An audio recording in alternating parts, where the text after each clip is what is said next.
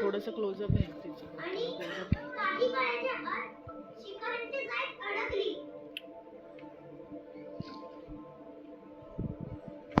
खूप प्रयत्न केला,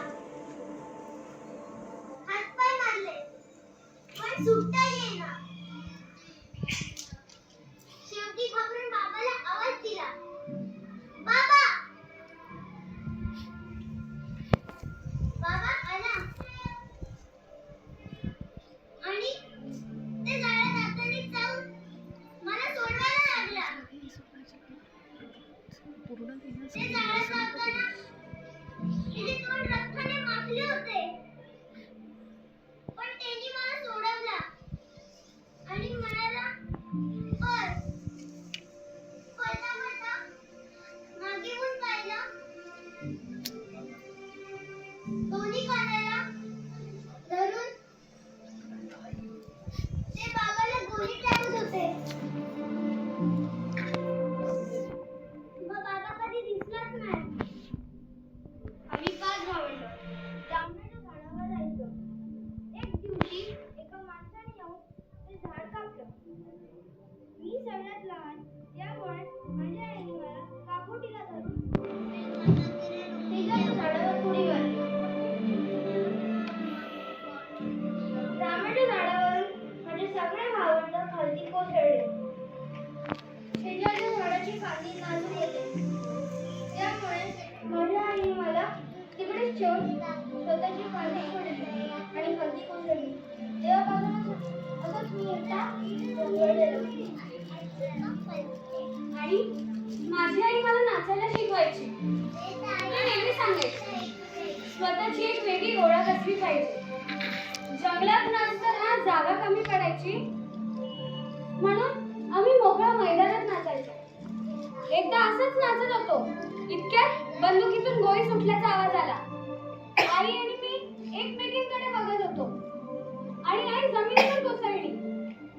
तिच्या डोळ्यात पाणी होतं. जाणू तिला कळून चुकलं होतं की आता काही वाचणार नाही.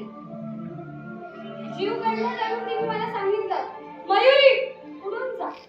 इतकंच सांगितलं आणि मान टाकली. मी घाबरले होते. उडून जाऊन जवळच्या झुडपात लपले आणि पाहिलं तर गोळी मारणाऱ्या माणसाने तिची पिसाळ्याची पिसा उपटली आणि तिला तसंच तिथे टाकून गेला.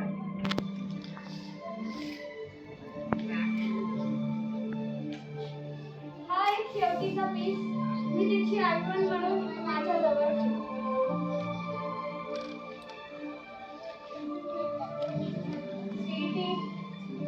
माझी मुलगी ही खरी ब्युटी क्वीन. हा एवढीशीच होती ती.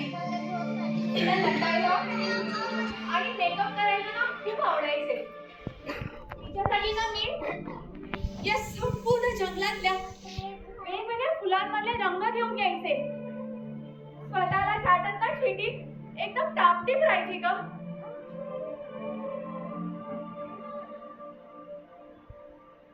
मला अजूनही आठवते ती काळी रात्र. त्या झाडाखाली आम्ही झोपलो होतो. अचानक गाडीचा आवाज झाला, माझी झोप तुटली. मी आजूबाजूला बघितलं, तिथे कोणीही नव्हतं. माझी स्वीटी माझ्या जवळ नव्हती. मग वेगाने जंगलाबाहेर जाणाऱ्या गाडीकडे माझी नजर गेली. माझी स्वीटी त्या गाडीत होती. ती मला हात मारत होती. आई आई आई आई वाचव मला. आई वाचव. जीवाच्या अंगाने मी त्या दिशेला धावले, पण तोपर्यंत खूप उशीर झाला होता. माझी स्वीटी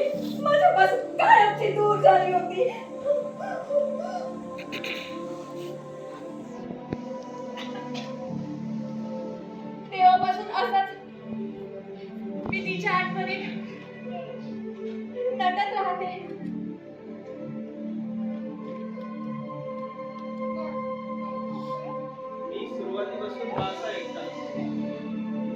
त्यामुळे कदाचित बलरामीने त्याला माझ्या आयुष्यात पाठवलं असेल.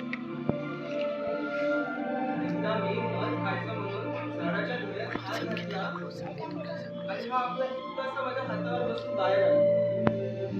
अगदी इतकासाच होता, हाताच्या पंजावर. आवाजही फुटत नव्हता येत. याची कहाणी काय त्यालाही नाही. त्याने फक्त एका निराधार नजरेने माझ्याकडे पाहिलं आणि मला कायमचा अभ्यास करून दिला.